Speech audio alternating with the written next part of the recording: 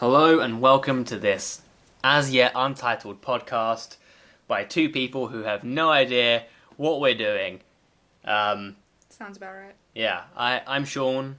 I'm Toni. And we are going to talk about films today. I'm going to go for our top 10 favourite films.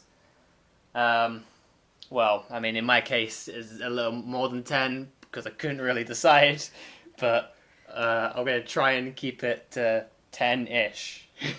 Mine was pretty easy to keep down because I tried to keep mine away from the influence of Shaun. So it was more films that have personally had an impact on me, with mostly before meeting Shaun.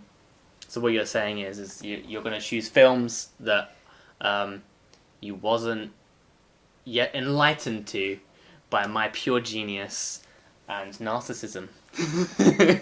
Yeah. Okay, well, we might as well jump straight in. Do you want to go first with your number 10? Number 10. I thought I would start with something quite away from where you go, and it is a musical. Oh, God. But it's not a bad musical. I'm starting with Moulin Rouge. Okay. I think it's pretty solid film. When did that come out? 2001. Okay. Starring Ewan McGregor and Nicole Kidman. Cannot go wrong with Ewan McGregor. Good You're old right. Obi-Wan. Ewan McGregor's great. Yeah, I thought I'd put this one in just because it was one of the first musicals that I got into that was more of what I would consider a modern musical. So I'll give a shout out to a couple of other musicals that I do enjoy, like Sweeney Todd, Ugh. Phantom of the Opera. Those were quite stuff that I got into quite early, and then So you telling me you're going to list these musicals and you're not going to talk about Little Shop of Horrors? Which is clearly the best musical ever made. So we haven't even got through one, and that is actually an honourable mention of mine. Okay. Little Shop of Horrors was an incredible musical, but Moulin Rouge having more, like, I guess what you say, general music, like music that you've heard on the radio but adapted into. I guess it's an argument between which is better, a talking alien plant or naked ladies and Ewan McGregor. And Ooh. I mean that's a tough decision to make. Yeah, that's true. But I just like Moulin Rouge, and because it came out in 2001, it was very, like, new. I mean, it's very recent, which I just quite liked it for that. And You say 2001 was recent. How old were you in 2001? okay, I was 3. But How did you... Wait, are you telling me you watched it when it came out when you was 3? no, I watched it just, like, but the filming is a lot newer because of the technology, because Little Shop of Horrors, like, I don't know what year it came out, but it was... I feel like it was quite late old. 80s. Yeah, it's very 80s, where, like, kind of 20 years That's different. what makes it so good. That alien plant... Aubrey, is it? Yeah, it's Aubrey 2, Aubrey because 2. it's named after the Yeah. girl in the film. It's brilliant. It is brilliant. If but it was CGI, it wouldn't be the same. Moulin Rouge affected me differently. It was just, like, the first musical I just truly found on my own. I feel like we need to make a crossover. Little Shop of Horrors. Little Shop of Horrors and Moulin Rouge need to be fused together. No, it's just everything is exactly the same in Little Shop of Horrors, but it's got Ewan McGregor. Just as an additional character? No, he's the main. He's the main guy. Whoa. The other guy gets to be a cameo. Maybe he could be the voice of Aubrey. Okay. Alright. Yeah, so that's my number 10. What's your number 10? My number 10, like most of mine on my list, it was kind of a way up between 3 different films. So Alright. already we're in that territory. So I went with Polar from 2019. Mads Mikkelsen? Yep. Yeah. Mads Mikkelsen. Mads Mikkelsen. There's no T there. Right. Yeah. Yep. It's one of those films that I feel like not many people have seen, and it kind of snuck up on me. I wasn't expecting it to be as amazing as it was. It went hard. The soundtrack was just, it's amazing. I've listened to that soundtrack several times now without watching the film. Like, As it's far so as I good. can, as far as I can remember, the visuals on that film are so good as Oh, well. yeah. Like, And Mads Mikkelsen's acting, brilliant. I mean, he's always- actually in a few films on my list. I didn't even realize at first. Like, it just came up. Oh god, I can't even get my words out. But yeah, his acting, it's just so dark, and it's so cool, and it's based on a graphic novel. I think I Yeah. haven't read it, but Yeah. I mean, I think I want to because it's just the story's awesome. It's brutal. The way like the colors are used in it. It's it's so good, so good. But so here, there's two others that are equal to Polar in my opinion. Both of them are starring Denzel Washington. Yeah, so you're from Mads Alright. Mikkelsen to Denzel Washington. So the other two very similar, both action films. With a leading role. So we've got The Equalizer, yeah, which is amazing. solid film.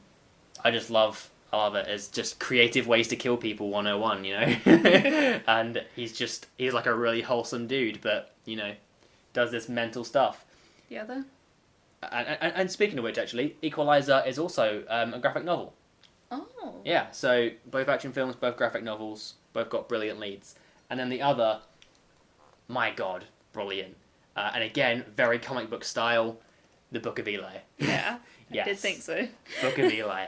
That was when I watched that, I was blown away by the storytelling. I was not expecting the ending, considering I Yep. watched it so long after it came out. Spoiler alert. He blind! To remember, was it the entire Bible? Yeah, he That's memorized just- the entire Bible from reading it in Braille, like night and night.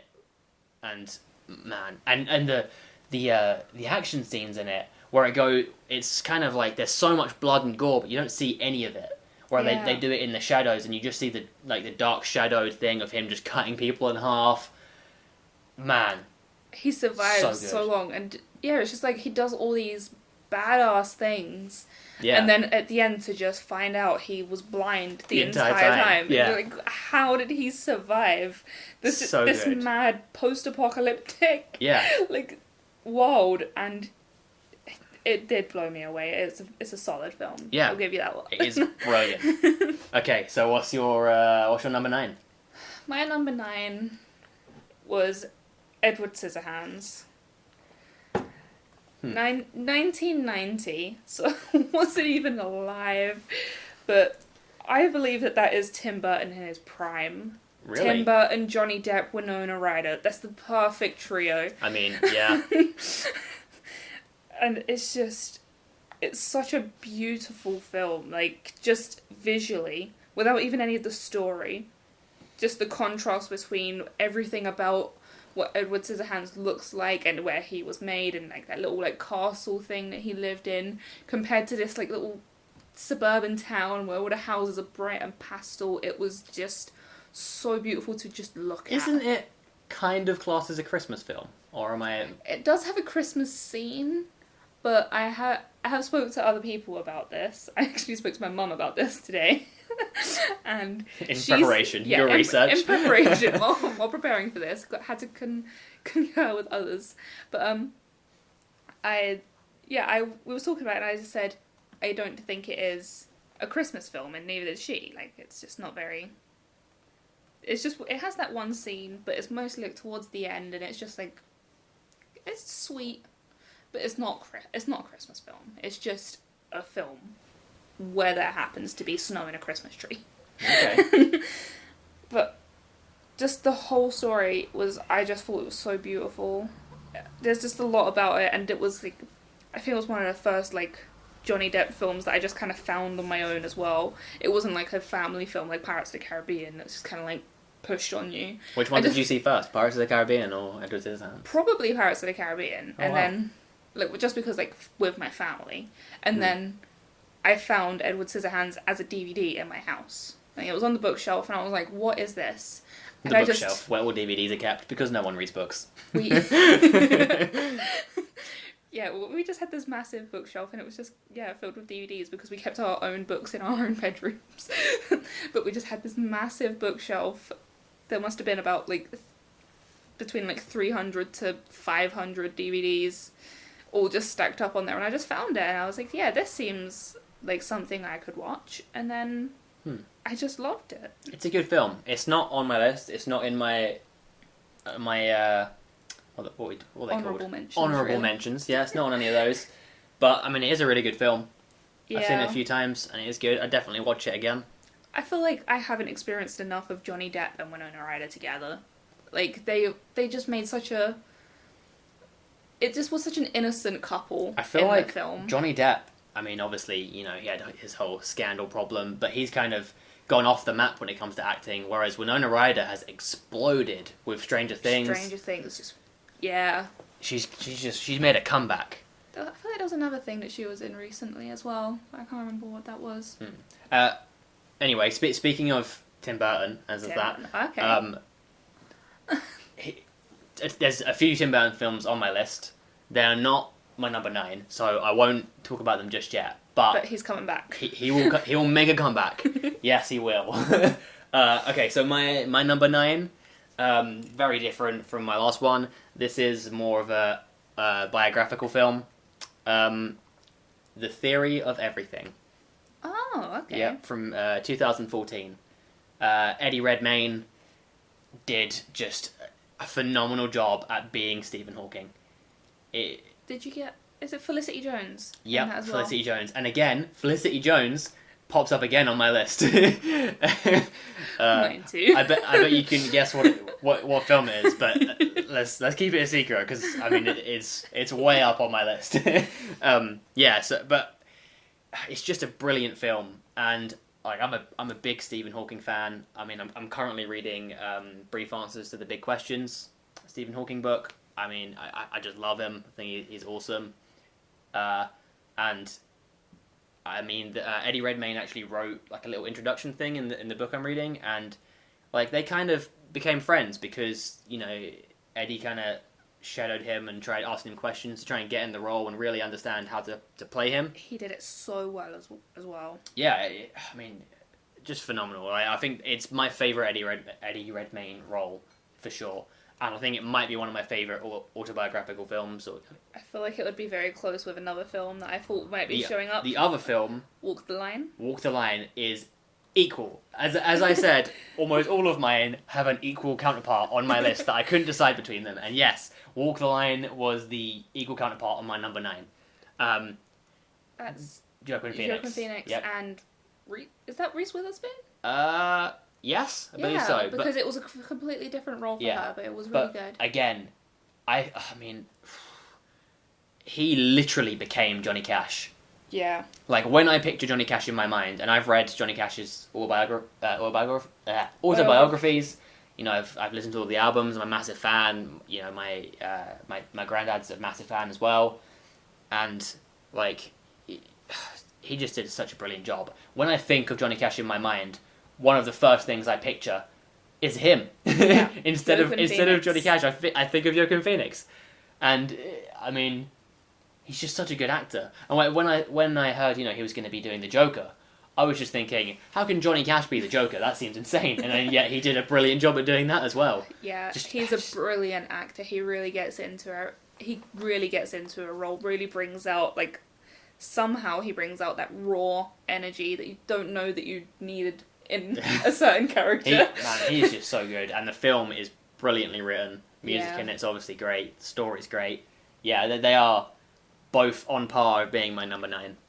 Okay. And I think they're the only like biographical films on my list as well. So what's your 8? Yep, down to number 8 already. We have plenty more to go, and I'm sure we're going to speak loads about the honourable mentions as well, because my list is massive. So this is, actually looking at it, the only animated film on my list. Disgraceful!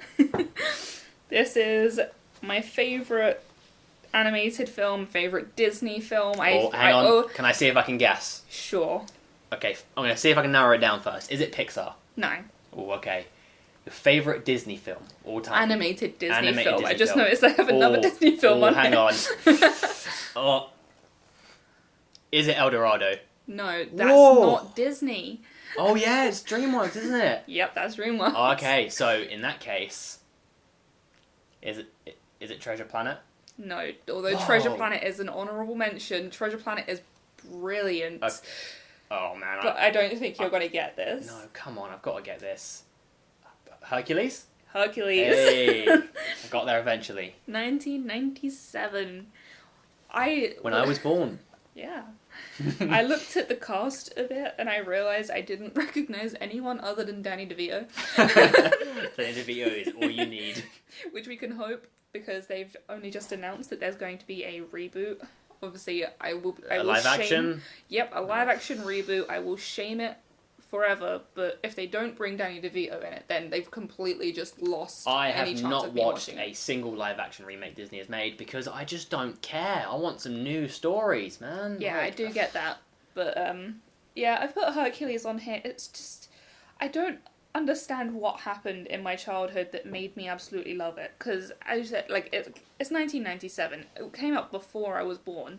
But I just loved it so much. I nearly cried when I found the DVD. Like, in a shop. See, it's not even in my top 10 Disney films. I just have such a love for it. There's something about the story that just gets to my heart. And yeah, once I found it, I followed my mum around the shop. I think it cost like £8, which I don't ask of my mum for anything. And I just followed her around the shop. I was like, please. Just like with tears in my eyes. I was like, please just buy me the film. I think I had it on VHS. I hadn't seen it in so long. And then as soon as I saw that it was on DVD, because obviously it was Disney, like, this was like 5 years ago. You couldn't find that anywhere. 5 years ago? Surely it was longer than that. It might have looked like this was after like a long time of me yearning to watch this film. I could not find it. For some reason, our copy went missing, like the one that we had in our house.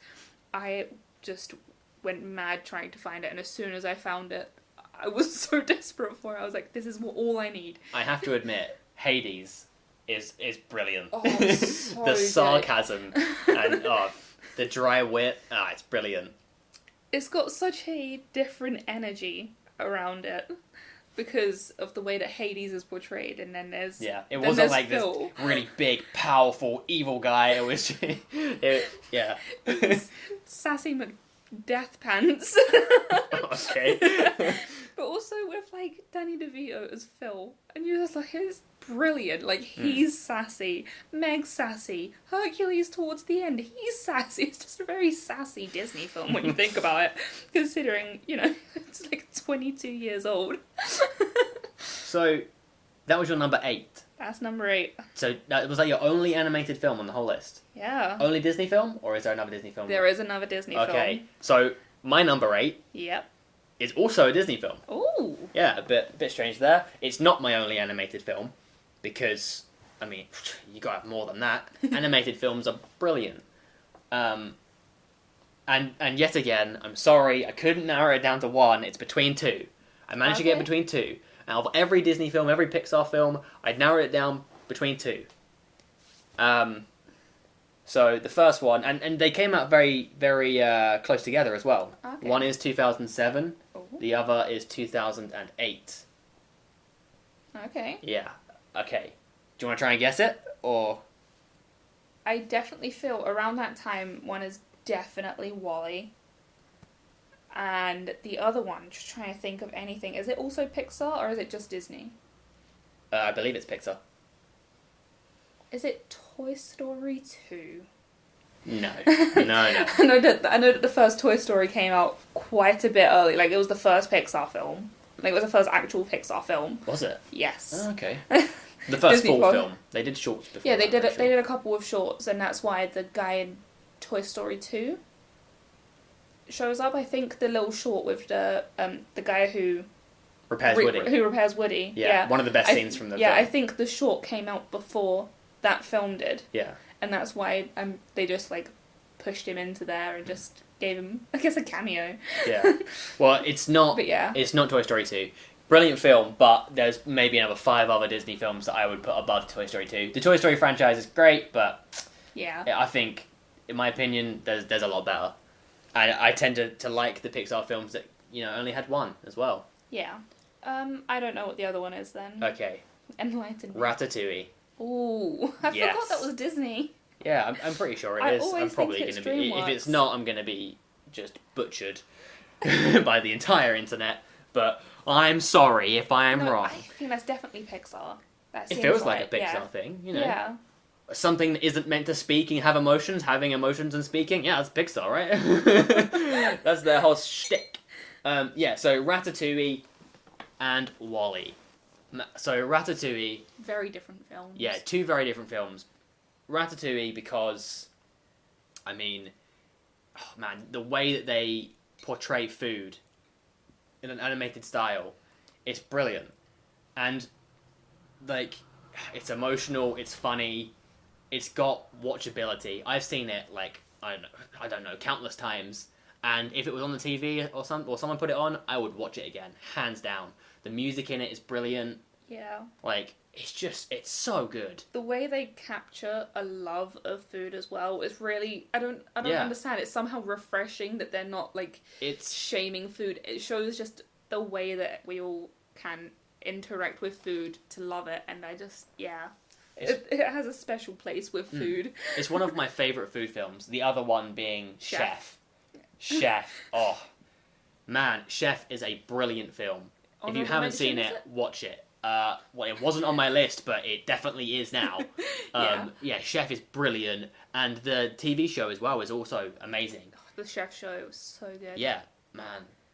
I'd rewatch that again. That's brilliant too. That just there's so much passion for food in it. It's great. Yeah. And again, funny, great storytelling. But anyway, and then WALL-E. So, WALL-E. Man, WALL-E, I think it's slightly better than Ratatouille in my mind. I remember I had the special edition DVD or something of it, and I watched like the whole thing with director's commentary, and man, it's so good, so good. It has got like that indescribable quality about it. Like almost the entire film, not entirely, but almost the whole thing. There is no dialogue. Yeah, isn't it like it's for the first like half an hour or something? It's a large amount. There's and no even dialogue. then, there's very little, really. And it's just the way that they make just this little robot and a cockroach, for Christ's sake. They give it so much love.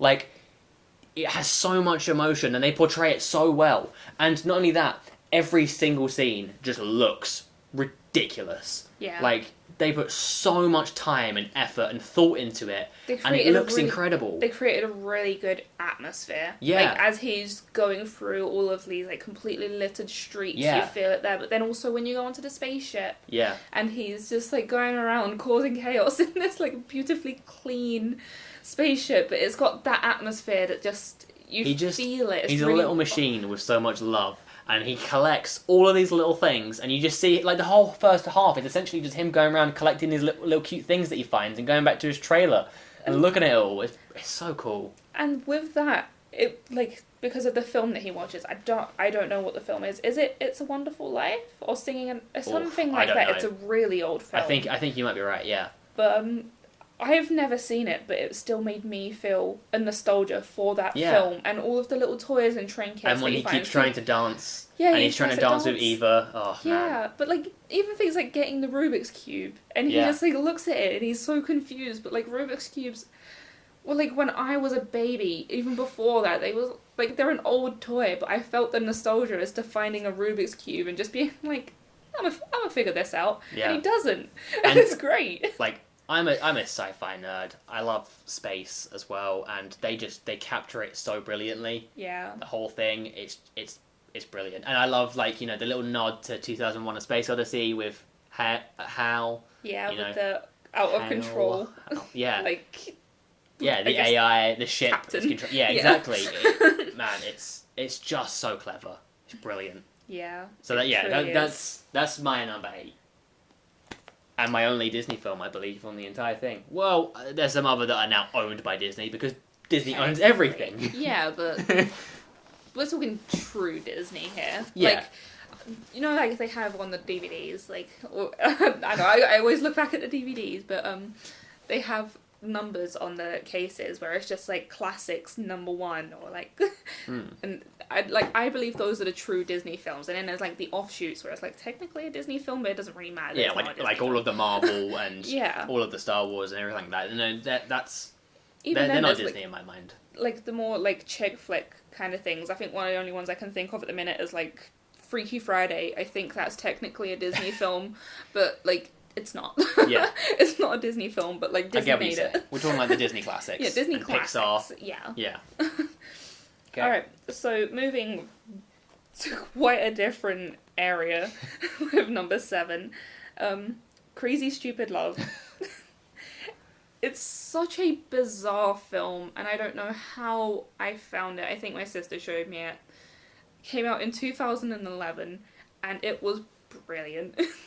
It had everything I wanted that I didn't know I wanted.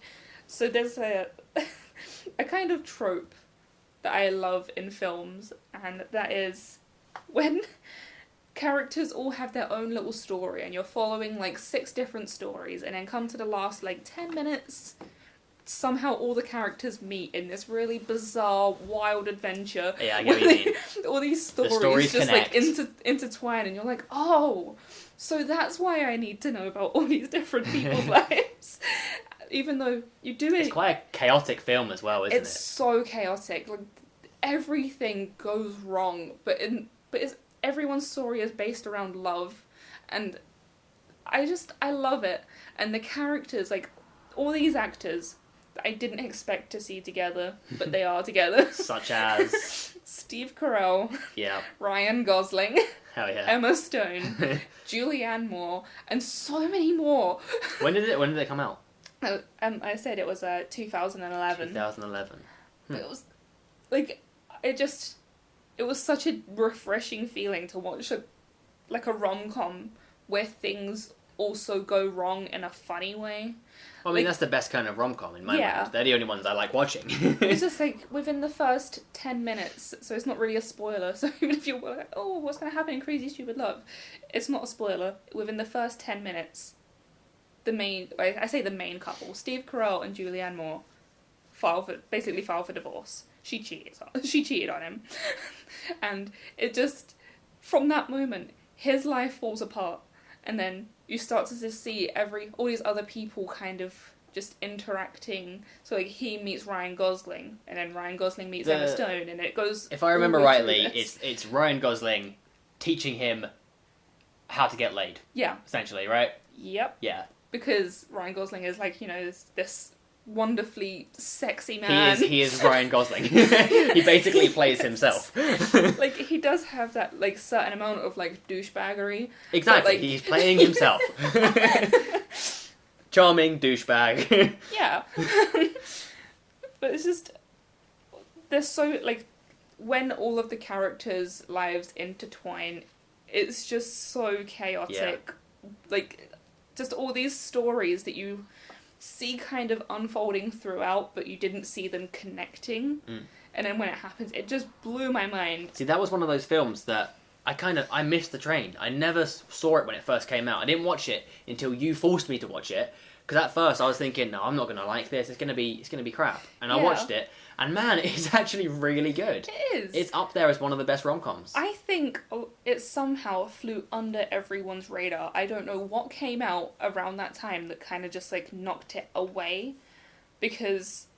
It's got some stars in it. You'd think it would have got a bit bigger. It has, like, the same kind of themes as, you know, like Love Actually, with all the, like, the stories that cross over, and Valentine's Day. Some of these films that are, like, based around the holidays, but that have the stories... Some of these films that I definitely have not seen, so I don't know what you're on about.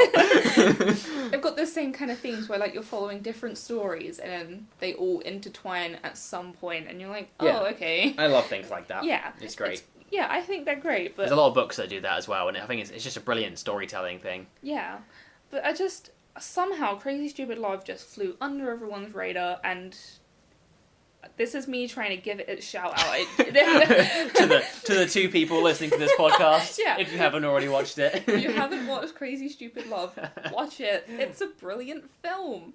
And also watch Polar, because I'm sure you haven't heard of that, and you should definitely watch it. Very different recommendations, but just watch it. Yeah, so that's my number 7. Where are you going with yours? Okay, so my number 7 is another animated film. Oh. Or should I say... Well, no, it's one animated film. Okay. So, Marvel. Okay. I mean, I wanted to... There was a few Marvel films that I felt needed to be on my list. But obviously, you know, there was too many other things that I also wanted on there. So I thought I'd crush them all together into this one again, because I'm cheating and, you know, sue me. So yeah, I think Disney might. Yeah, Disney are the main people that probably would try and sue me. Okay. Spider-Man Into the Spider-Verse. Brilliant film. My God. The animation, at first I questioned it a little bit. I was like, I don't know how I feel about this. And then instantly was like, nope, this is amazing. It's incredible. It changed animation in my view. Like, I have not seen anything else like it. There's this hyper-realistic thing that everyone seems to be going for with, like, in Pixar especially. Kind of hyper-realism, yeah. Where they want, like, the details and, like, the fine hairs. And then to watch Into the Spider-Verse when it came out was so refreshing. It was. It literally was a cartoon turned into an animation in a completely new way.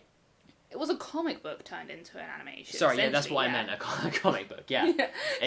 It's so good. The soundtrack, I didn't think I would like it. It's not my usual kind of music. I like a lot of music it's got like Post Malone on it, right? Yeah. Like, it's not my kind of stuff. But the way that it worked with the film made me love it. Yeah. I loved it. It worked so brilliantly, and obviously it worked perfect for the kind of Spider-Man that you have.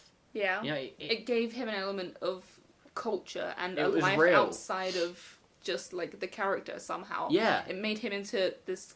And come on, it's like a person you know. Yeah, and the whole idea of the multiverse, obviously, it's been a thing in comics forever. But bringing it out like this and being able to have the comedy in it, like Nick Cage as Spider-Noir, oh man, my God. Hilarious. And obviously, you know, Porky. What was John Mulaney? Yes, man, brilliant. Yeah. Like it has so many cartoon tropes in it, but mixed in so many different styles of like comedy and animation and storytelling. Just thinking about the cast, actually, it's the guy who plays Nick in New Girl that plays Peter B. Parker. Yeah, it is. Yeah, and I can't think of his name. I completely have forgotten his name, but it's just. There's something that I wouldn't expect him to do. Like, you don't think of him doing anything other than New Girl, to be honest. No, I've seen a few, like, indie films with him. I haven't seen many things with him in, but, like, he was perfect for it. The whole fat, like, unhappy Spider-Man, brilliant idea. It's great, because he's relatable. But he's so also relatable. just like this piece of crap. You see his entire life fall apart. Yeah. And you're just like, wow, this guy And the way he forms sucks. a relationship. Yeah, but you're like, look at him, you're like, this guy sucks, especially compared to the first, like, you know, the Peter Parker from the first, like, universe that you look at, and like, wow, it's Spider-Man. And then it's just like, oh, this guy's also Spider-Man. Yeah. And I love the new characters they brought into it as well. Yeah. And I also love Kingpin, their version of Kingpin. Like, so all massive. But all of the old Spider-Man cartoon Kingpins, they were great. The Kingpin in the Marvel TV Marvel TV cinematic universe, you know, in what's he in? He's in Punisher. He's in Daredevil. He's in Daredevil specifically. The Defenders, universe. All of that stuff. He is brilliant. Like, he is remarkable. Probably one of the best live action Kingpin I've seen. The only. I can't think of any other person. I couldn't think of someone. For it. Yeah, I couldn't think of someone that could do better. He did brilliantly. But this man, the Into the Spider-Verse one, he's brilliant. He's massive. He's super powerful. Like, he's threatening. Yeah. Like, he actually is just like and the music they put with it. He's got such a brute force just in the way that he looks. Yeah. That everything he does is so much more powerful. And I love the female Doc Ock. She was I love that when you first are introduced to her, it's like, oh, she's this really friendly scientist, and it's all great, and all of a sudden it's just like, no, she's a crazy bitch. She is unhinged. She is Doc Ock, and she is insane. And I guess that's kind of how Doc Ock was introduced as well, in many ways, just in a slightly different way. Yeah, because like one of the only other references I mainly have for Doc Ock is the Spider-Man game on PlayStation. I don't remember the... Yeah, that was a similar way. I don't remember the films. The Rami Malek? Is that the director of the Tobey Maguire ones? No, that's a completely different person. Am I? Rami Oh Malek yeah, no, is he's the guy who played in Bohemian Rhapsody. Yeah. Yeah. Who is the director of the? I think it is Rami, but I can't remember his. Oh, it's gonna bug me. But I didn't experience that Doc Ock very much. I kind of managed to just brush past that Spider-Man like version, I guess you can say. So I thought it was weird to see Doc Ock as someone who was just like falling off the wagon in the game, I guess, to who he like as a female who's incredibly intelligent and just, I don't know, like she just seemed a lot more sane in a way. Like she wasn't just like falling off the wagon. She just was crazy and unhinged. Yeah, she was unhinged. Yeah. She was a mad scientist in a perfect way. And I loved the homage to like graffiti culture and hip hop culture and all that. It was really good. It was done so well. I've seen it so many times. I still watch it more. Like it's so good, so good. But the other things that were on my 7, they're not on par. They're not on par. But I just had to mention them. Like, yeah. I had to mention them, and that is James Gunn, Guardians of the Galaxy. Yes, another brilliant film with a brilliant soundtrack. Yes, amazing soundtrack. Oh, it's a great film. Yeah. Really, it was a completely new style of Marvel film, which was needed, and it was so good. So good. It was a really... I'm going to keep using this for the films here, because I feel like we have a very similar taste, but the reason Guardians of the Galaxy was better than most of the things in the MCU is because it was refreshing. Yeah. Seeing this character who was just not a very well-functioning human being. Yeah. And it was outwardly comedic. It wasn't super like, oh, American superhero. Yeah, he wasn't this ultimate hero. He wasn't like ripped. Well, he was, because there was obviously that scene where, like, look at Chris Pratt, he's got abs now. Like, that's literally what that scene was about. But come on, we all watched it for Rocket and Groot. I didn't even know, like, I watched it because I kind of saw the trailer, and I think the trailer influenced me being like, oh, I think this is, like, it had a good soundtrack to the trailer. Yeah. So I'll watch the film, and then the film's, like, soundtrack just blew me away. Yeah. Like, if it didn't have that soundtrack, I probably wouldn't even like it that much. But... and then there's my other honourable mention. Yes. Which is my favourite live-action Marvel film, I think, and that's Thor Ragnarok. Oh, I wasn't expecting it to be that one. You were thinking of Iron Man, wasn't you? I thought you was going to say Iron Man 1. Iron Man is up there. It really is. I love Iron Man. It kicked off the whole thing. It's rewatchable as hell. But Taika Waititi is just a genius. Oh my god. Taika Waititi just brought such a new feeling. It was a new, refreshing, comedic... It was a refreshing way to look at superhero films. Yeah. Like, it was completely out of basically anything else that was going in the MCU at the minute, but also it was kind of tied in, wasn't it? I feel like it might have been. No, it but was like, definitely it tied in, but it was a little bit they out found of Hulk. it was showing what Thor had been up to that whole time, and Hulk. And Loki. Yeah, it was very tied in. It was just, it wasn't the same standard boring Avengers storylines that they kept going on. It was so bright and colourful. Yeah, it was like 80s vibe. It was and Jeff bright Goldblum neon. Shows up. Hell yeah! And I mean, come on, Taika Waititi's character that he voiced in it as well. Fuck off, ghosts. Brilliant. Wasn't gonna try doing a New Zealand accent. Oh man, so good. Yeah. But yeah, that's my take on Marvel. That's number 7. Alright, well, here we go to Number 6. I have chose Rogue One. And I'm going to hit you with a controversial opinion. It's the best Star Wars film, in my opinion. Watch everyone on the planet right now, everyone on the planet that's hearing this, so, the 2 people, our 2 listeners, if we get that, and that one of those is me, just re-listening to it once, being like, how dare you, what about Empire? See, I will put Rogue One being my favourite because of personal reasons. I somehow missed watching the original trilogy, the prequels, my first... You're saying this to the internet. Everyone can listen, Toni. You're opening yourself up. You're going to get hitmen coming after you. It's going to be horrifying. My first true, independent Star Wars experience was watching Rogue One, because I didn't want to watch The Force Awakens, because I think The Force Awakens came out first. I didn't want to watch it without knowing a single thing about Star Wars. But I heard that Rogue One was more of like an independent story, and I had enough knowledge about the rest of the Star Wars films to think, okay, I guess I could watch it. I went to the cinema to watch it, and I thought it was incredible. It was also mind-blowing after I applied to my university, knowing that it was directed by someone who went to my university. Mm-hmm. I'm disappointed that I didn't go to his talk when he came and showed up to my uni. Yeah, Gareth Edwards, right? Gareth Edwards, yeah. But I just think what he did there was so good. Like, the whole story, so it's not even just him, just the whole story was so good. Like, so this is your number 6, right? This is number 6. I just... Yeah. Does it show up on yours? It definitely shows up on mine. Yeah. It's... I feel like we're coming to the chase too soon here. Ooh. This is my joint number 1. Ah.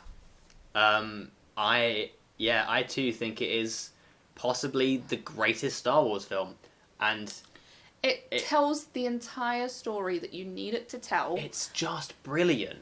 It's got action. It's got love. It's got the Force. It's got everything. It has comedic characters. In this short amount of time, it builds up a ragtag group that it creates their character. It makes you love them. It makes you know who they are. It makes you not want them to go, and then it kills them all off, but not in a way that you're angry or disappointed, because it ends it brilliantly. They all die valiant heroes, and it's awesome. Yeah. It's got one of the best droids out of anything ever. I mean, sorry, R2, you are still number 1. Okay, I can't replace you, but I mean, K2SO, come on, funny. He is awesome. It's just again a new take on droids. Yeah. And it was just brilliant.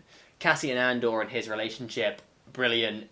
His kind of like sass towards Jyn the whole way through, and again, this is where Felicity Jones comes back up on my list, like I said earlier. Jones, like, she just kind of popped up around this time, because what year did Theory of Everything come out? It came out in 2014. So that was 2014, Rogue One 2016. Mm-hmm.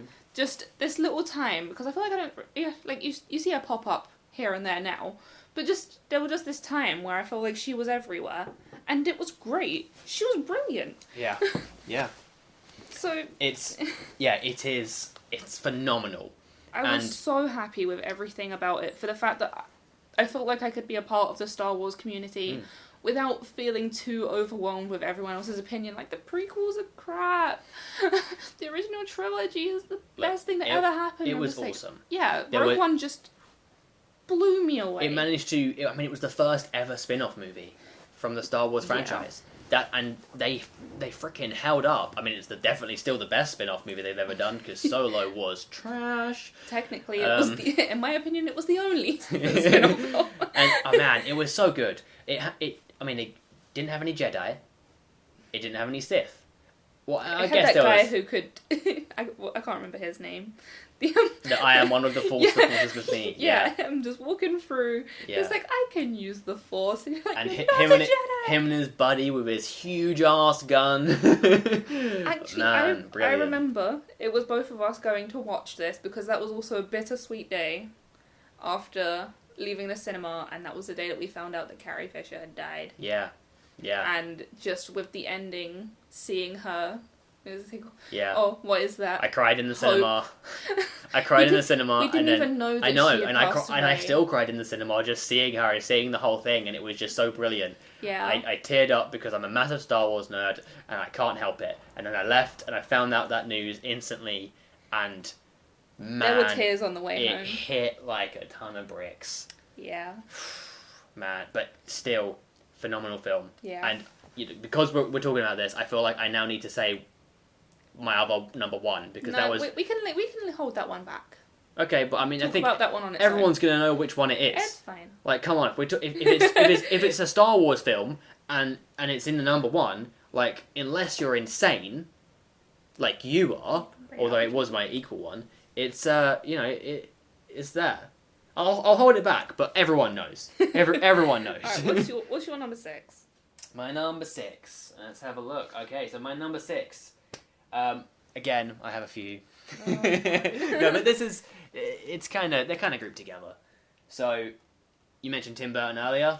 Yeah. Tim Burton's back. Okay. Animated? Animated. Yep, another animated film. I love me an animated film. So this one, it's the animated film. It's the Christmas film. It's the Halloween film.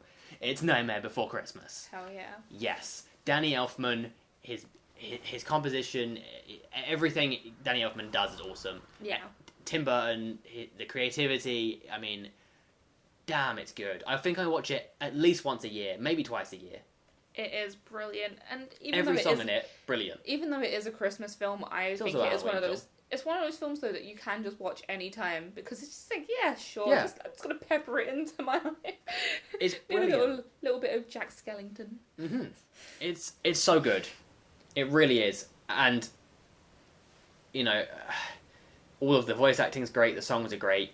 Is it Johnny Depp and Helena Bonham Carter in that one? No, I don't think they are. Huh. I could be very wrong. I haven't done my research.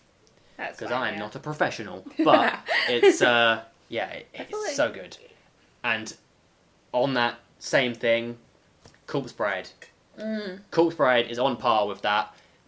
I have more nostalgia with Nightmare Before Christmas, as a child, but Corpse Bride, wow, it's brilliant. The whole jazzy underworld vibe. Yeah. I should say that Nightmare Before Christmas came out in 1993, by the way. Corpse Bride was a lot later than that, but like very similar styles, as always. The brilliant like piano animation that they've got going through it, it's so good.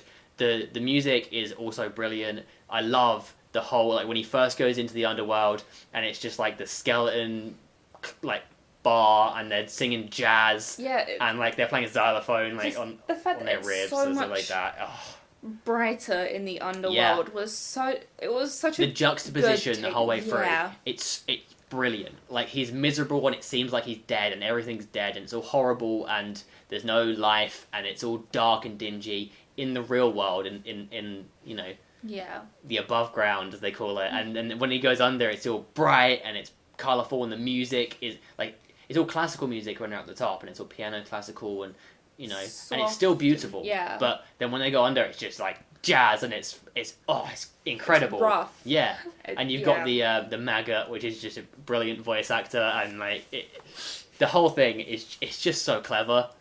And again, it's another love story, which has come up a few times in this, but it's just done so well. It's a very unconventional one, and because to be honest, you don't actually know where it's going with that, because you're like, oh, he got married to this corpse. Yeah. And it's like, oh, he's going to end up staying married to her. They're going to fall in love. But no, they don't. He still wants to be with Victoria. Yeah. And then they also give, like... And they find the person who killed her. Yeah, they get the revenge for, for her, like... And I love the humour when all of the dead rise up and, like... all of the townspeople were just like, oh! Yeah, like, at first they're like, oh no, and then the little kid's just like, Grandpa? And then everyone just, like, starts hanging out, and it's all just a good time. Oh, it's awesome. And then it gets a bit more colourful in the above, doesn't it? Yeah. Like, it's such a great time. It really is good. Such a good film. And on that same thing, it's not Tim Burton, It's very similar vibe in my opinion. Yeah. Coraline. Woo. I haven't seen that film in a very long time because it's one of those films that I managed to just avoid because it kind of creeps me out. Oh yeah, it's creepy as all hell. The other mother is terrifying. She is absolutely terrifying. Scary. And it's brilliant though. The buttons for eyes thing. Yeah. It's It has a very similar thing to Corpse Bride, where it's like everything is dark and dingy in the real world, and then you go into this other world and everything's more colourful and more appealing that makes you want to stay. But obviously, there's the reality of it where it's like, no, the main character is a human that should not be in this other world. They need to, live their real life. But yeah, it's so good. Yeah. It's so good. Let's move on. Yeah. I could keep talking about it for ages. So what's your 6 or 5? Number 5. Number 5. So this is what I believe is my last Disney film on my list, but not animated. Mm-hmm. And it is technically 2 films. It's the Princess Diaries films. Jesus. They are brilliant. They hold up. The first one came out in 2001, the second one in 2004. Absolutely brilliant films. They hold a personal place in my heart because of when I used to be sick and stay home from school. Me and my mum would wrap up in blankets downstairs on the sofa and watch Princess Diaries all day. It would be like waking up kind of being really out of it for the first few hours, putting on the first Princess Diaries, probably having a nap in between, watching the second one, and then a little honourable mention, still Anne Hathaway, we would also put on Ella Enchanted. And this was just like a ritual between me and my mum, and I miss this time dearly because it was just so nice to be able to watch it. It's realistic, but it's also fantasy. Realistic. No, but like, just, it's what every little girl dreams of. It's... Well, I didn't dream of it. You weren't a little girl. You don't know that. Just having some distant relative just show up to your house and be like, oh, by the way, you're a princess. Brilliant. Who doesn't want that? Just, oh, by the way, you are royalty. Which, therefore, means you're rich beyond belief. Here, have all these pretty jewels and have someone do your hair for you. Great. All of the acting in it is humorous. There's also a couple of nods to other films, which some might not notice. So there's a nod in Princess Diaries when I think she's eating snails and accidentally flings one across the room and a guy catches it and says, it happens all the time. That is a nod to Pretty Woman. And it's such a weird nod, but it's the exact same actor who plays a waiter in Pretty Woman. She's eating snails, flings it, and he catches it and says, it happens all the time. And it also has, I don't know his actual name and I feel bad for not knowing it, the guy who plays Joe in Princess Diaries is also in Pretty Woman. So it's just nice. It has kind of like this very similar themes. Pretty Woman is also a brilliant film. It hasn't made my top 10. But yeah, I just absolutely love Princess Diaries. The guy that you're talking about? Yeah. His name is Hector Elizondo. He's a cool guy. Yeah. Yeah, I didn't know that. I googled it. Yeah. You're just off the cuff. I just knowing that shit, you know? Alright. What's your number 5 then? My number 5 is another animated film. Nice. So far we've had, the big animated ones. We've had Disney, also Pixar. We've had Marvel. We've had Tim Burton. Yeah. And now we've got the gods of animation. Ghibli? Studio Ghibli. Nice. Yes. So it is a really tough one to decide because every Ghibli film is awesome. They really are. There's so many of them and they're all brilliant. But I think I could watch this one more than any of the others. And that is Spirited Away. Yeah. 2001. Miyazaki did a brilliant job. He really did. The food scene when they're eating and they turn into pigs. The food looks incredible. The whole bathhouse thing is awesome. No Face is an ingenious character. The dust sprites they're in a few of his films, but they're adorable. Yeah. Like, man, I'd have hundreds of those living in my house. I'd be fine with it. No problem whatsoever. But all of the characters are great. The ideas they're so uniquely Ghibli, and they're so cool. And the voice acting is brilliant as well. You know, for the dubbed version, should I say, it's brilliant. Are Ghibli films actually like traditionally dubbed, or is it they're made in both? Yeah, so they do have it so that it is made to be in Japanese. Yeah, and they're made English. they're made for both. Yeah, it's just such a good film. I don't even there's so much I could say about it, but I don't even need to. It's perfect. But there were some. I want to have some honourable mentions for Ghibli as well, and that's Princess Mononoke. Yeah, it's a good film. It's bloody and gory and nothing like any of the other Ghibli films, and it's brilliant. And I love, he just fires the bow and it just takes their arms off and stuff. It's just over the top, but it's awesome. And it has the same kind of morals in it that other Ghibli films do. It's brilliant. And then the other Ghibli film that I really wanted to give a shout out to is one that I can never watch ever again for the rest of my life because it destroyed my heart and soul completely. And honestly, there is not a film in existence that is sadder than this film. There really isn't. I don't care what anyone says. I've seen lots of films and lots of sad ones, but nothing compares to Grave of the Fireflies. Yeah, that film, it hits in a different kind of sad. Because if I was to say, saddest films ever, mine would probably be My Girl. Devastating film. But Grave of the Fireflies is such a different type of sad that I agree with you. I think about the film now and it still makes me sad. Yeah, and it's because Miyazaki grew up in a war-torn Japan. Yeah. He kind of saw firsthand what could happen and what war did, and he wanted to express that. He wanted to show that and not sugarcoat it, and not have any real happy ending or anything like that. He wanted to show what happens. Yeah. And he did that. And I mean, it's a ridiculously powerful film, and I think everyone needs to watch it at least once. You will cry and you will feel different afterwards, but it's important. Yeah. I think it's important that people watch it because it's just brilliant, and it teaches you something. It's still beautiful. It's still visually brilliant, but the story it does break your heart continually. Yeah.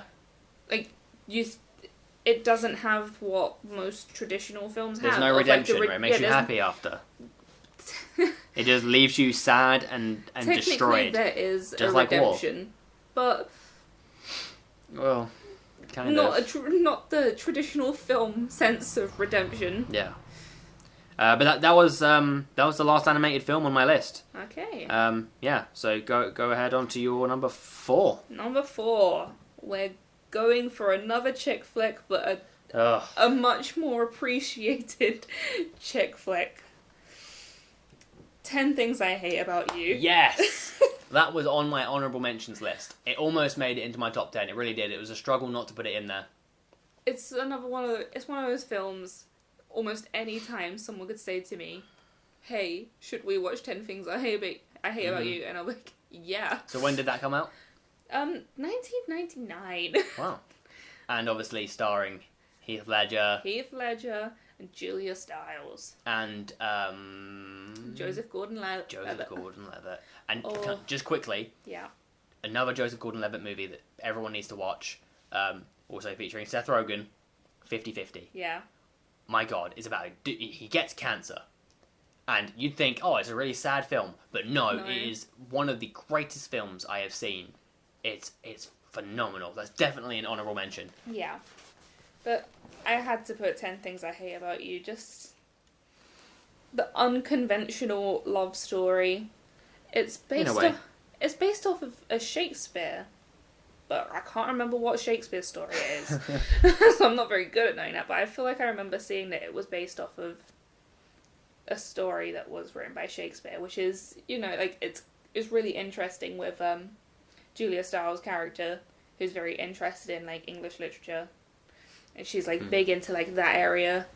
But yeah, I had to put it up there because it's just all around. Every time I watch it, I'm having a good time. Oh yeah, the scene where it's the marching band scene. Oh my god! Anytime I hear that song, it just, like, you can't not think of Heath Ledger, and that scene and the scene where she reads the poem in the in class. Like, just so those many two are. Because just thinking them playing that, like, paint balloon, like, scene where they go on their date and they just throw water balloons filled with paint at each other for their date, and it's brilliant. Yeah, it really is. Just, it's such a great love story. Yeah. But, like, it has its ups and downs, which is why I like it. It's just, yeah, it's such a good film. Well, so that was your honourable mention for you as well. That was an honourable mention, and while we're on the topic of Heath Ledger, Ah. Just another honourable mention before I get on to the next bit of my list. Another honourable mention is A Knight's Tale. Ah. It's pure satire. You know, it really is. It's pure satire. There's nothing sensible about it in any way. But Heath Ledger plays, you know, a Thatcher's son who wants to become a knight, so he does. And it's hilarious, and there's so many, like, sporting references and jokes. Yeah. And yeah, it's a funny film. I definitely recommend it. Yeah. But yeah, that's not on my list though. That's just an honorable mention. So my number 4. Okay, my number 4 is by one of my favorite directors of all time, Edgar Wright. Okay. Edgar Wright, man, he's so good, so good. And again, one of my favorite actors of all time, Simon Pegg, and Nick Frost. But Simon Pegg. Yeah. Go on. I've read Simon Pegg's autobiography. Really good book. Nice. Nick Frost is awesome. Edgar Wright's awesome. They're just all cool. I watched Spaced before I watched any of the films, and Spaced is a brilliant TV show. Yeah. Definitely recommend. But I watched it recently. Yeah, the Cornetto trilogy is all phenomenal. But I had to pick one.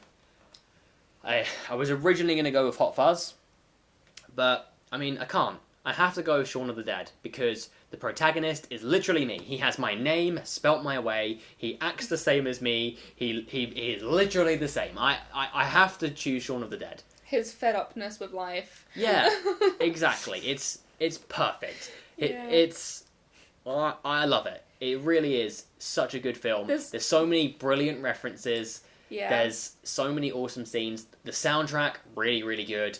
And again, as with every single film that Edgar Wright does, there's some ridiculously good long shots where there's no cuts, and it's just like an action scene. It's a long shot. Oh, the scene in the bar with Bohemian Rhapsody, it's just brilliant.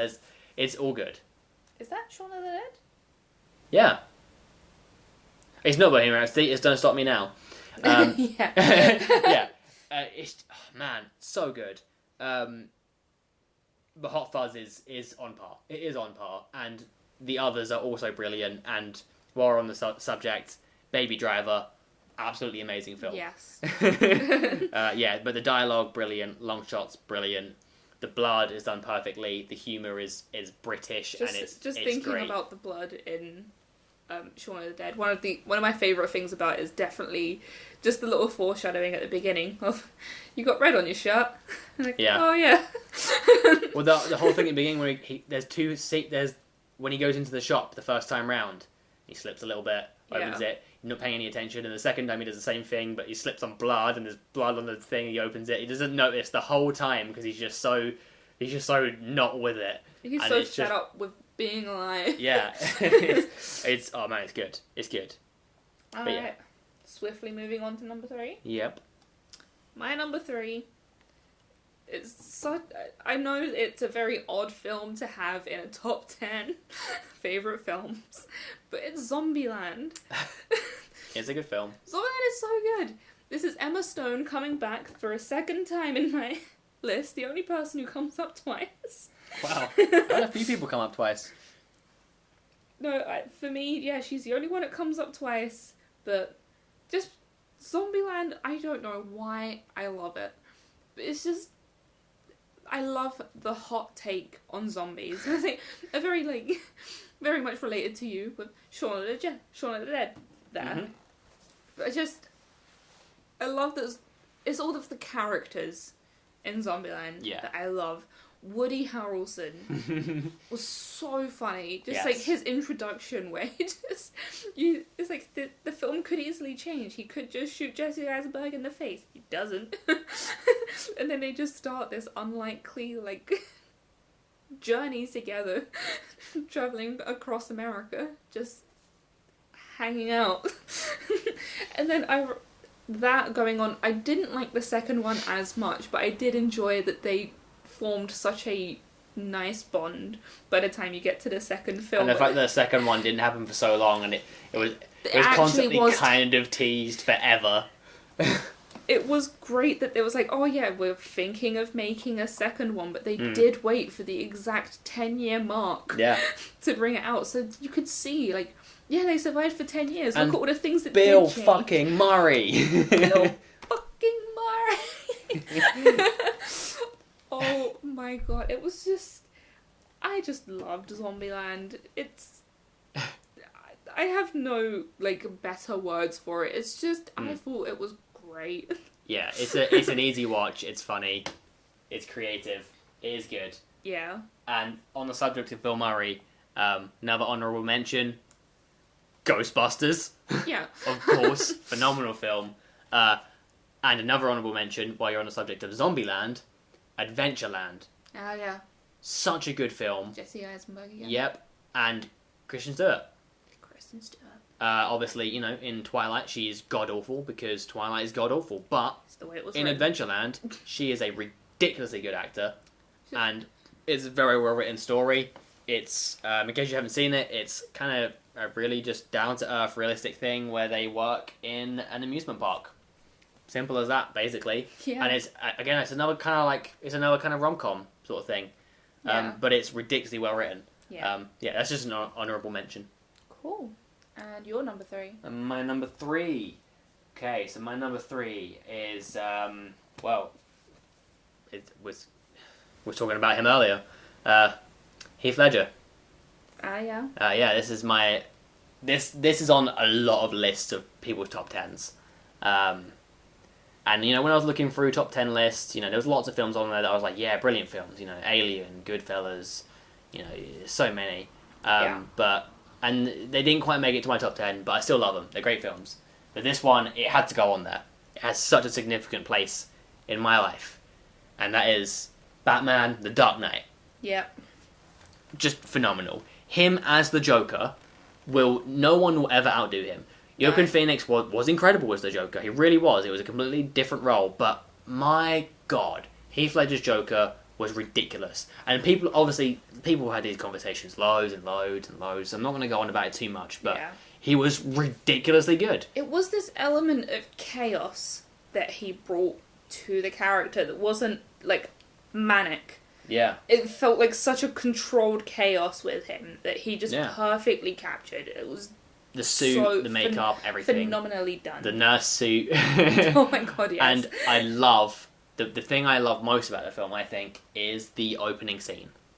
The opening bank robbery scene, where it introduces the Joker and introduces the whole thing, and it's kind of like they're handing it off to each other, and it's the way he's planned out this entire thing, and he's in on it, and everyone ends up dying, and it's such a clever thing. It's brilliant. The dialogue about how, some of the others are just like, oh, we're all doing this for this Joker guy. No one even knows if he's even real. Yep. Right next to him. Yep. Because they're all wearing their masks conveniently. It's so clever. And it's like, oh, I suppose you're going to kill me now. And it's like, nope, that's the driver's job. Oh, absolutely brilliant. And the pencil disappearing scene as well. Oh, there's... His mannerisms as well with it that he captured, it was perfect. Honestly, it's one of those films that I have watched time and time again, and I still love it. Yeah. man, it's brilliant. Yeah. I love it. I cannot say a bad thing. And Michael Caine as the butler, you know. Yeah. I mean, damn. You can't not. You can't disagree. Like, he is the best. Yeah. I was not expecting it, and man, he's so good. So good. There was a lot of great casting within just the whole Dark Knight trilogy. Just thinking Anne Hathaway shows up. Yeah. Tom Hardy shows up. Yeah. The guy who plays the police chief. Can't think of his name. I can't think of the actor's name. That's going to annoy me, but, Jim Gordon, yeah. Yeah. But all of them, like, they're perfectly cast. oh, Like, yeah. You don't even care about Batman. Yeah. Because all the others are so perfect. Like, the whole time, I'm just like, Alfred and the Joker. That's all I care about. Yeah. And Gordon as well, actually, to be fair, as well. And the third one, not the best out of the thing. Obviously, Dark Knight's the best. But Tom Hardy as Bane, and wasn't that him, like, breaking into, like, I feel like that was his big break in film, like, with Tom Hardy. Like, maybe, yeah. I mean, who knows? He looked completely different in that film to what he did anything else. Yeah. No one even knows. Okay, so what's your next one? My next one is another one that shows up on many, many top tens. But it's a film I will always hold dear to my heart, and that is Forrest Gump. Is a really good film. Such a brilliant film. Yeah. Like, it was on my honourable mentions list. there's something about it that I just couldn't fault. And I remember when I first watched it, it was one of those nights where I was quite young, wanted to go, I tried to go to bed, couldn't fall asleep, came downstairs and my family were watching a film together, and it was like, well, we're not sure if Tony's old enough to watch this, but I was like, oh, I'll be fine. I did not expect the film to be as long as it was. It's a very long film. Yeah. But I could not pull myself away from it because I was just hooked. I must have been like 10, younger than 10. And I fell in love with it. I couldn't stop watching it. And now it's one of those films that I just turn on every now and then. Like, it's not a completely happy film, but it's a wholesome film. Mm-hmm. So it just gives you like this really As with good almost feeling. all of Tom Hanks' roles as well. Tom Hanks Wholesomeness. is brilliant. Like, Castaway, Big. his ability to play, like, I don't know what his actual like learning difficulties are in Forrest Gump, but like the way he managed to perfectly capture that without doing it in a disrespectful way, like he just played the character really well. Yeah. Forrest Gump, it just holds such a beautiful place in my heart. And I kind of like that it is like 6 separate films. Yeah, all in a way. put in together. Because it's his whole life story, Yeah, really. because it's like him growing up, him going through college, which then results in, he learns that he can run as he's growing up, and then that segues into him playing football, and then he doesn't know what to do after school, so he goes into the war. And then all these different things that just slowly develop his life, but they are completely separate films that just beautifully flow together. And I like the way that it's all in the past until just that last little bit at the end where it's the present, you're actually with him in the story. And it's nice like that. But yeah, Forrest Gump, always got to be up there on my top. It was very close to being my number one, but there's another film that just quite knocked it up. I know exactly what your number one is. And it's on my honourable mentions list. It's a very good film. Okay, my number 2? Yeah. My number 2. Right. This is one of my favourite, in fact, possibly my favourite director of all time. He is a cult legend. He is a podcasting legend. I've been listening to loads of his podcasts recently, which is one of the reasons why I kind of decided to give this a go, this shit show. Kevin fucking Smith. Yeah, that's an introduction. Silent Bob himself. The Blunt Man. He is a legend. Clerks 2. Specifically. Clerks 2 specifically. I mean, they're all amazing. Honestly, they're all amazing. I have 3 films on here that I couldn't decide between, but Clerks 2 is one of the first ones. Yeah. It is a perfect film. It really is. You've got Jay and Silent Bob. You've got Dante and Randall. You've got Movies, which is hilarious. You've got The Donkey Show. You've got Elias and the whole Lord of the Rings jokes the whole way through, and how he's just a massive nerd, and it's brilliant. You've got... It's just... The dialogue that Kevin Smith creates is unparalleled. Yeah. You know, other people make better action sequences and may make prettier looking things, but his dialogue cannot be beaten, in my opinion. It is phenomenal. And, I mean, everything in the View Askew universe is amazing. Everything. Even Tusk. Especially Tusk. Tusk is insane. Honourable mention. Like, I call it an honourable mention. It is my number one. If someone says, I want to watch a film, because whatever reason, they're like, oh, I'm bored, or I want to watch something new. I'm like, watch Tusk. Just yeah, because do it. you just want people to suffer. That because it's the most insane film ever. It blew me away. Tusk was great. It was great, but I'm definitely not watching it again because it's terrifying. I'm gonna do it. I'm gonna like hire out a cinema and just a little screening of it. But much like any Kevin Smith film, you know, Clerks 2 has Jason Lee, Jay Muse, and the goddess herself, Rosario Dawson, who's also in Zombieland, as you mentioned it. Well, so in Zombieland 2, yeah. He's in loads of things, but yeah, it's man, just brilliant. And the other ones that I, struggled to decide on which ones I wanted to choose. So the other ones were Chasing Amy, which is my all-time favourite rom-com. Yeah. All-time. It is phenomenal. It is such a brilliant story, and I found out the other day that was kind of based on Kevin Smith and his old girlfriend's kind of life. Yeah. And they were both involved, even though they were separated at the time, they were kind of both involved in the making of it. Like, he got his girlfriend there to kind of help with it in many ways. Give a more real perspective, I guess. Yeah. But man, it's just such a good film. Yeah. So good. And then also Mallrats. Because Mallrats is awesome. It has a lot of Jay and Silent Bob. It has a lot of Jason Lee. It has Stink Palm. It has a game show. It has the sailboat. It's brilliant. See, That's one of my favorites. And obviously you've got Jay and Silent Bob Strike Back, Dogma. Like, there's just so many. Yeah. But yeah, I don't remember Mallrats as much as I do the others. As I said, that is most of the Kevin Smith films. Literally, the only one I watched on my own, I say on my own, like, was Tusk, which we both watched for the first time together. But most of the Kevin Smith films I experienced with you, which is why I didn't put any of them on my list, because of that had a lot more of your influence on them, and I watched them all in such a short amount of time. Some parts of them blurred together, but I would say that my favourite out of all of the View Askew universe is Dogma. Oh, really? I think it was such an interesting take. And that was his, I believe that was his way of kind of showing how he kind of stopped, because he was raised Catholic, and that's kind of how he stopped thinking that organised religion was kind of for him.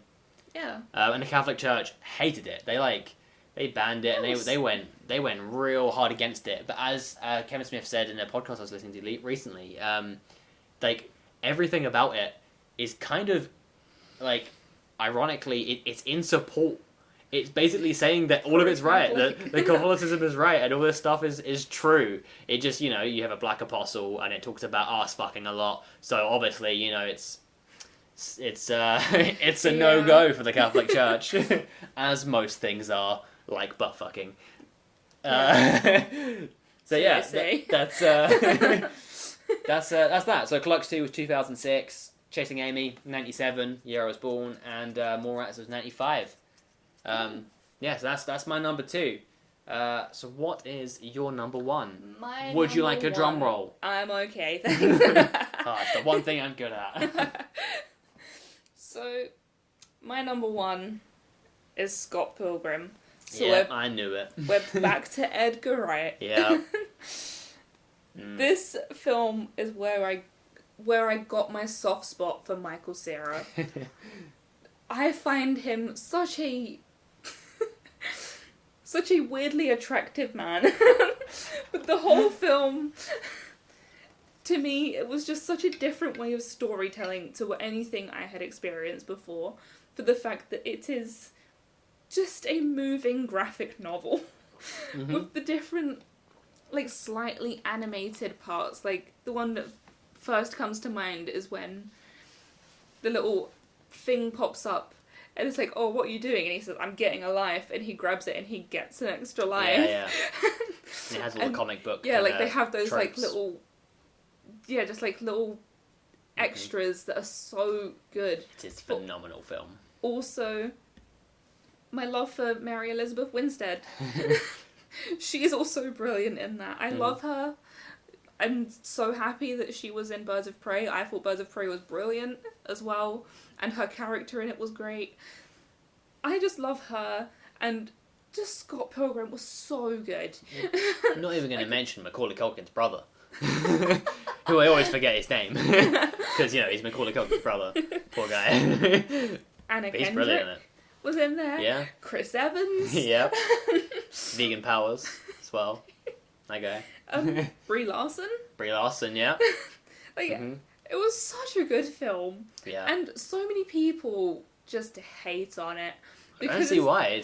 It's so good. It really is.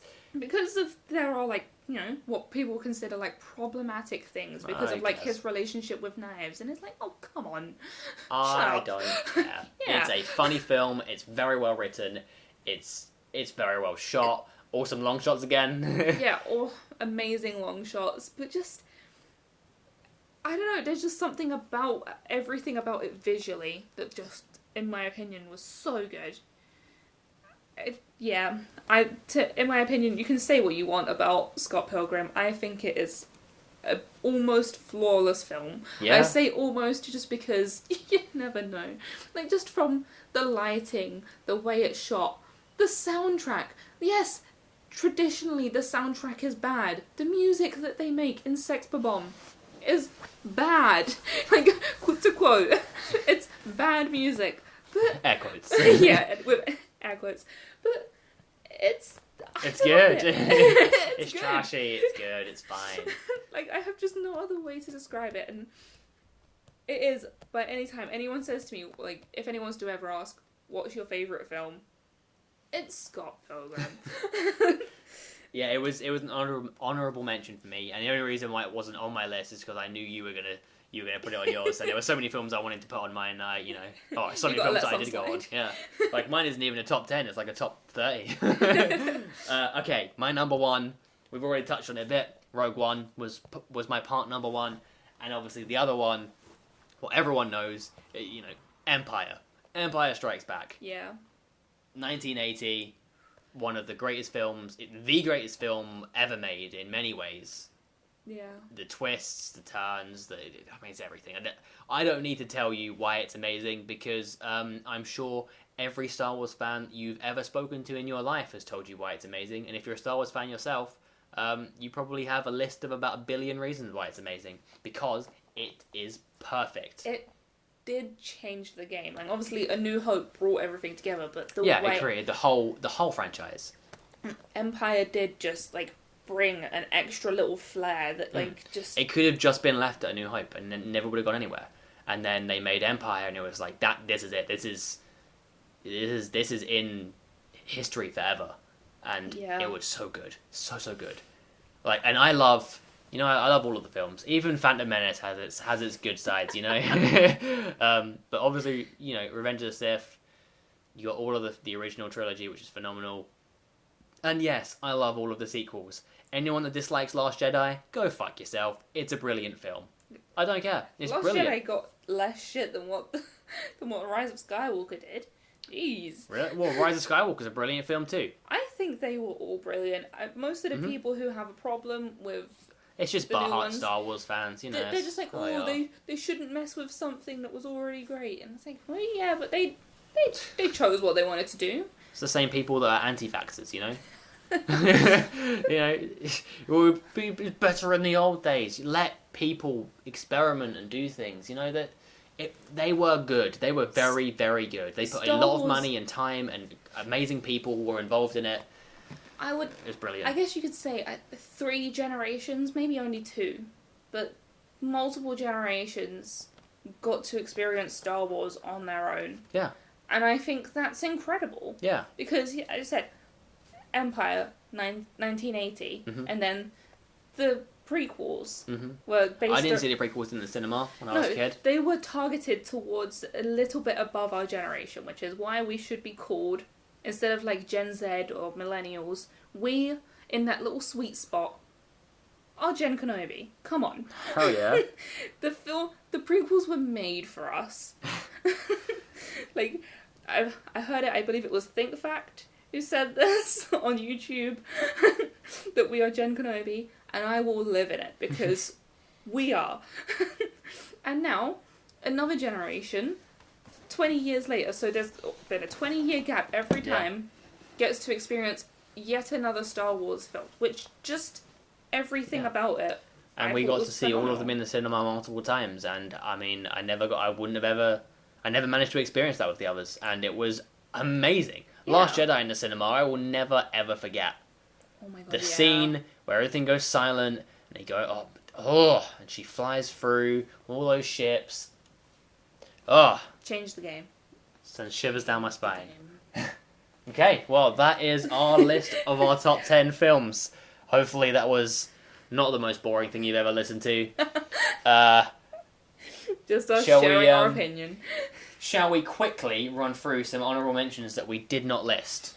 Let me just see if I had anything else that I wanted to mention. Ah, yes, I did have another mention for an honourable mention, which would have brought up Emma Stone 3 times in my top 10. Okay. House Bunny. Oh, wow. People may not like me. Like, it's not very like girl power of you to like a film about girls with their boobs out. Okay. It's such a feminist film. It is a feminist film. It tells you you're allowed to dress in your underwear if you want. And if you don't want to do that, that's perfectly fine too. But I just think the whole film is hilarious. It is a funny film. And like, it's just, there's not a lot that I could fault with it. It's just, it's got the airheaded blonde. It's got all these individual characters who are just like, they're all like just stereotypes in their own, but they're great. I love it.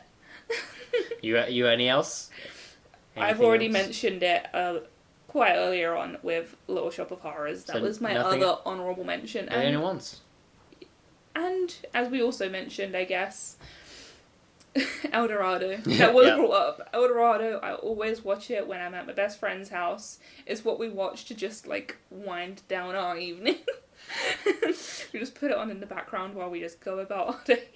Okay, so my honourable mentions list is a little bit longer because I am indecisive, and even when I've gone through all of these, I can guarantee you there's probably another 100 films that I'm going to regret not mentioning and adding to my list because I can't make a decision to save my life, and there's so many films that I love, and it all changes depending on my mood.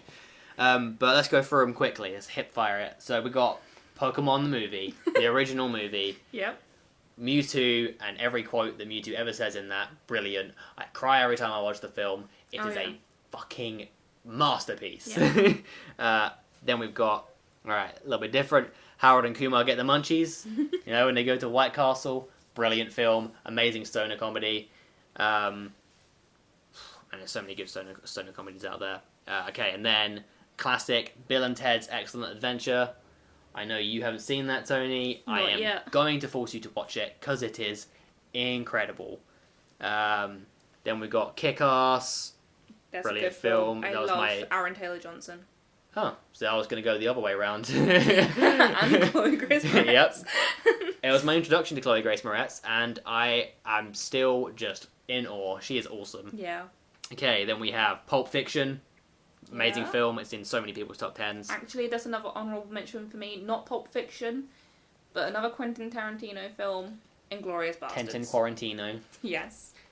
Reservoir Dogs is another good one. Okay, then we have V for Vendetta. Yeah. Amazing film. All about anarchy. Then we have Superbad. Amazing film. I could watch that Seth time and Rogen. time again. Have watched it loads of times. Then we have some gangster films. Lock, Stock. Oh, yeah. Lock, Stock and Two Smoking Barrels, or whatever it's called. Man, Such a funny film. I haven't seen that one, but I have watched Snatch, which is like around Very the same. similar, yep. Yeah. Brilliant film. Love it. Then we've got Legend, with Tom Hardy playing both of the Krays. Yeah. And doing a brilliant job at it. And it's a hilarious film. Definitely worth a watch. Then we got Lawless, another Tom Hardy film. And that's also got, what's his name? I don't know. It's got, Just Do It! Shia LaBeouf. Shia LaBeouf. There we go. Got Shia LaBeouf in it. Yeah, that's... Does it have Woody Harrelson in it as well? I think it might have Woody Harrelson in it. It's about moonshiners. Yeah. Brilliant film. Then we got The Matrix. Yeah. Couldn't go without that. And John Wick, you know. Yeah, another Keanu. Accepted. Accepted is a Justin Long film. And it is brilliant. He makes his own uni so he can be accepted into uni. Yeah, and it's... Oh, man, it's so good. We all wish we could. Yep. And... yeah, again, I've been listening to his podcast as well, so I definitely recommend listening to that too if you haven't already. Then Office Space, hilarious film. California Man, or if you're from literally any other country, it was known as Encino Man. It might have just been called Encino Man in America, not sure, but that is a hilarious film. Brendan Fraser. Buddy. Yeah, Brendan Fraser, Pauly Shore. Oh, so good. We already mentioned Adventureland. Hunt for the Wilder People. Noah Taika Waititi. Phenomenal film. And it's also got the kid with the fire powers in Deadpool 2. Yep. Yep. He plays one of the main roles in it. And such a good film. So good. And then the last one of my honourable mentions is The Big Lebowski. Ah, yeah. Cult classic. Fucking incredible. John Goodman. Man, he's a god. He's such a great actor. Yeah, that's my quick hip fire. Again, there are so many others, like literally so many others that I could name. Yeah, so many just get trying messed to out, hold them in. But yeah, I feel like we should wrap it up now. Yep. So that is our first podcast, which we don't have a name for. As of yet untitled. Yep, as of yet untitled. We also don't have an idea if we're going to do another one because, well, we don't know if anyone's actually going to be interested. We don't know who's listening, and that's okay. Yeah, so if you listen to this whole thing, if you survived this whole way through, and we didn't bore you to death, please... Let us know if you want more. Yeah, let us know if you want more. Let us know what you want us to do. If enough people want us to actually do this thing, you know, we'll buy a better microphone. We'll actually figure out a format instead of just winging it. Maybe actually do some research as well, you know, not just wing it. And maybe talk to some other people. Yeah, bring some guests in, for sure. So yeah, thanks for listening, guys. Hopefully we'll speak at you again. Speak at you, speak at each other, and just see where it goes. Yeah. Peace. Bye.